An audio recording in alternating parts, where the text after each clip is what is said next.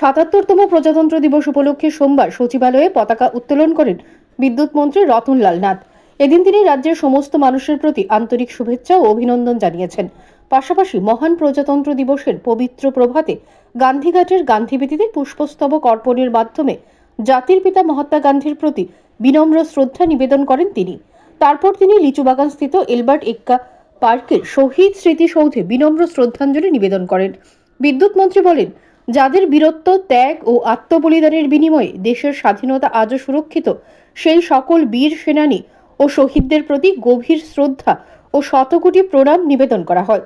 তাদের রক্তে লেখা ইতিহাসই আজ দেশের প্রতিটি নাগরিককে গর্বের সঙ্গে মাথা উঁচু করে দাঁড়ানোর শক্তি যোগাচ্ছে।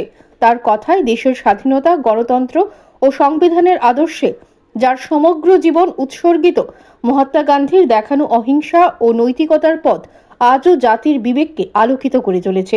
এদিন তিনি বলেন, যোগ্য নেতৃত্ব পেলে ভারত যে বিশ্বে যে কোনো জায়গায় পৌঁছতে পারে তা আজ প্রমাণিত সত্য।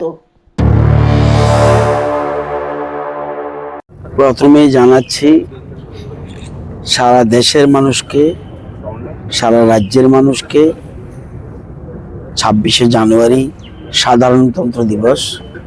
আমরা ৭৭তম সাধারণতন্ত্র দিবস পালন করছি।